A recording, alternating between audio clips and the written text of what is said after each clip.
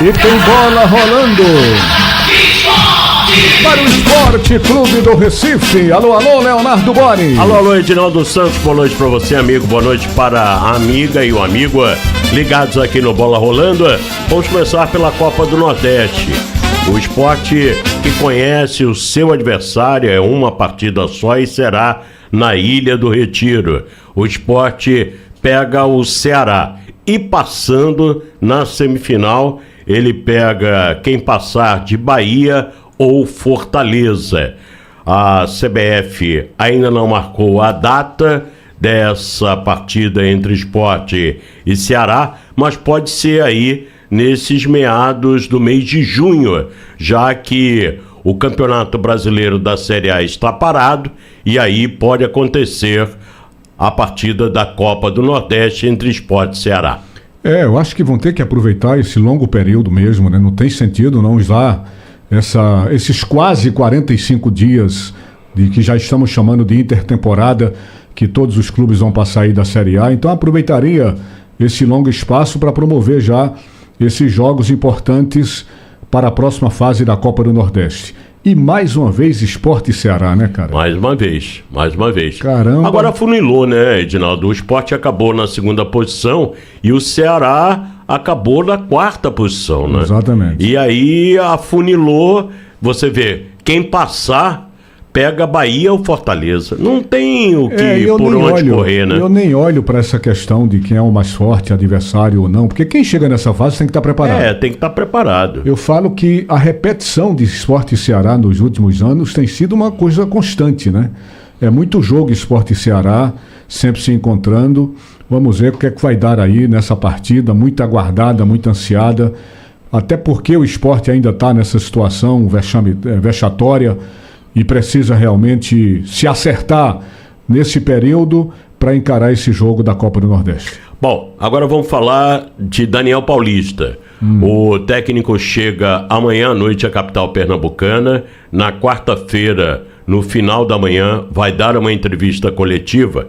Edinaldo, tudo que está saindo de notícias em relação a jogadores que vão sair, jogadores que podem sair, jogadores que podem chegar, tudo vai passar pelo Daniel Paulista, tá? Eles vão ter uma grande reunião.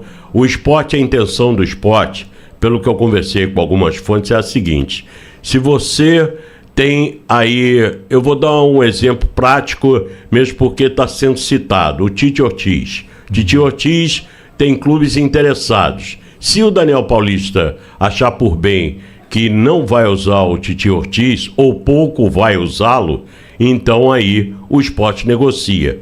E vai ser assim com o restante do grupo. Se tiver interessado, aí o Sport negocia e não vai colocar nenhum empecilho para negociar o jogador. Agora, se o técnico Daniel Paulista quiser contar com o jogador, aí já a situação muda de figura. É claro que você já tem 4 jogadores, que é o Gustavo Maia, que já está emprestado ao Criciúma, o Matheus Alexandre, que na minha opinião, não sei a de Daniel Paulista, na minha opinião, ele não tem mais condições de atuar pelo Sport, mesmo porque o torcedor não é nada simpático ao atleta. Esse jogador não deve ficar. Não deve, se aparecer um bom negócio, ele deve sair. O Lene Lobato, eu já tenho minhas dúvidas. Qual vai ser o direcionamento que vai tomar o Daniel Paulista. Mesmo porque o Lene Lobato, ele estava começando um ano, diferentemente do ano passado, e ele estava bem. Ele estava bem, o Lene Lobato, mas ele foi colocado de lado. E tem também o Diplácido, que não vai renovar o contrato. O Diplácido que está acabando o contrato dele agora no meio do ano. O restante, Edinaldo, tudo vai ser conversado em uma grande reunião com o departamento de futebol e o técnico do Rubro Negro da Praça da Bandeira.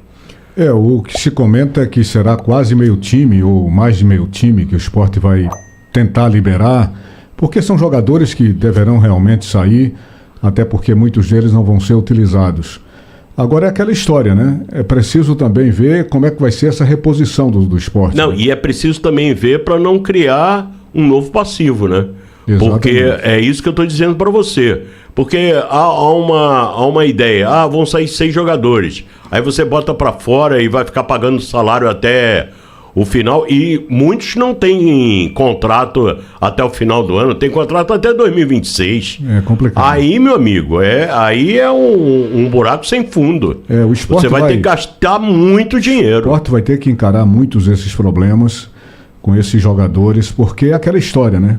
Contratar e demitir é tudo festa. Custa muito dinheiro. Não, contratar é festa. Demitir é fim de festa. Exatamente. E quando você parte para esse tipo de coisa, a instituição realmente é muito penalizada, né? Muito penalizada. Hoje nós vamos receber aqui no Fórum Esportivo, nosso querido João Vitor Amorim está voltando de Fortaleza e eu vou ter a honra de apresentar o programa, o presidente do Conselho Deliberativo do Esporte, doutor Ademar Rigueira. Doutor Ademar Rigueira, que amanhã, terça-feira, ele, por decisão monocrática, ele vai dar um sentido se vai aceitar, acatar ou não o pedido de impeachment proposto por um associado do Esporte Clube do Recife, por um conselheiro. Então aí ele vai, por uma decisão monocrática, ele evidentemente que não vai se pronunciar sobre o assunto aqui no programa, mas no Fórum Esportivo, mas ele vai falar porque há também algumas metas do Conselho para intervir nessa crise que passa o esporte. Algumas comissões vão ser estabelecidas e isso tudo vale a pena o torcedor e o associado curtir aí o Fórum Esportivo de daqui a pouco comigo e com o Aldinei Alves. Vai ficar nas mãos dele, né, a decisão se vai instituir ou não o processo de impeachment. Então, eu acho até que ele deve comentar alguma coisa, viu, Boy? Não, comentar ele vai comentar. Ele não vai dizer se vai instituir ou não. Ele não vai dar a decisão dele, né? Uhum. Lógico. E eu também quero saber o seguinte, porque como é uma decisão monocrática, se ele não deveria consultar outras pessoas sem ser uma decisão monocrática para saber se levava adiante ou não. Eu vou mais pelo... A minha curiosidade é mais pelo rito do que pela decisão propriamente dita. Pois é, vamos acompanhar. Vamos acompanhar porque a pressão é muito grande em cima do atual presidente do Esporte Clube do Recife. O que mais? Bom, e o time só volta dia 13, né? Aí não tem... não tem agora já está na semana derradeira e para quem acompanha as redes sociais, muitos jogadores viajando, muitos jogadores curtindo e outros trabalhando, que é o Carlos Alberto. Ele está trabalhando diariamente. Eu achei até legal a atitude do Carlos Alberto, trabalhar diariamente. Agora vamos ver o que pensa do Carlos Alberto, o técnico não tem outra Daniel Paulista que não seja essa, né? Mas poderia não ter, né, Edinaldo? Poderia não ter. Por exemplo, tem um centroavante que estava um tempão no departamento médico e foi para Fernando de Noronha passear. O Carlos Alberto, ele chegou numa situação de tão grande descrédito junto com a torcida que ele tem que fazer tudo possível e imaginável para recuperar crédito. Para recuperar o crédito. Sim. Quanto a isso, eu também acredito. Agora, tem muito jogador que vai ficar sem crédito com a torcida, viu? Já não é bom. Agora, muito que já tinham algum crédito, agora vai zerar crédito. E eu sempre digo o seguinte, vai ficar no negativo. A carga foi muito maior em cima de Carlos Alberto e Matheus Alexandre e, de certa forma, aliviaram muito para alguns jogadores que também não estão rendendo absolutamente nada. Então, ficaram como 2 jogadores emblemáticos de uma série de contratações que não deu certo.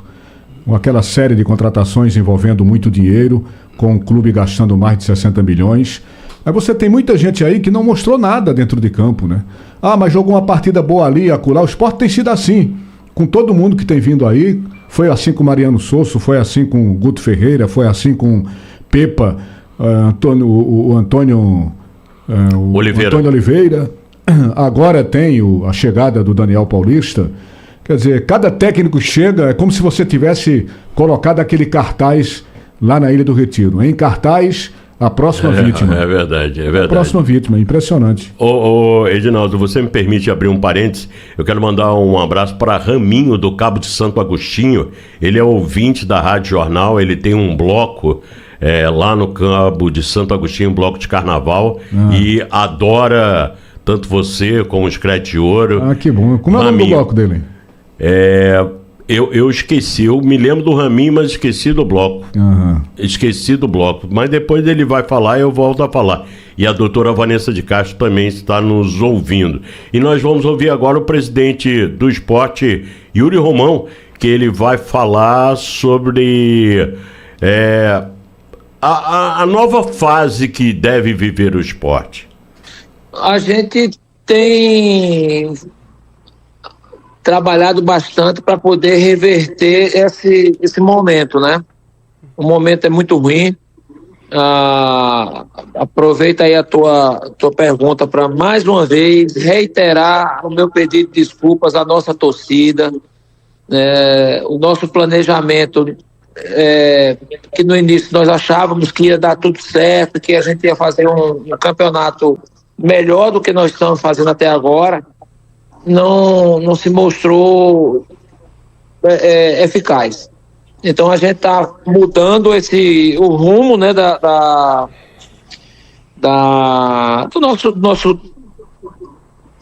nossa trajetória, e vamos trazer aí um novo comandante de campo, alguns atletas para que possamos oxigenar aí o nosso elenco. Enfim, não mediremos esforços para que a gente consiga a nossa manutenção na Série A. Aí, portanto, a palavra do presidente do esporte, Yuri Romão.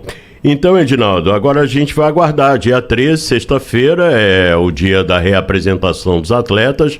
Vamos ver como vai planificar aí o Daniel Paulista. Daniel Paulista, que já se declarou e não é novidade, diz que o esporte é a casa dele.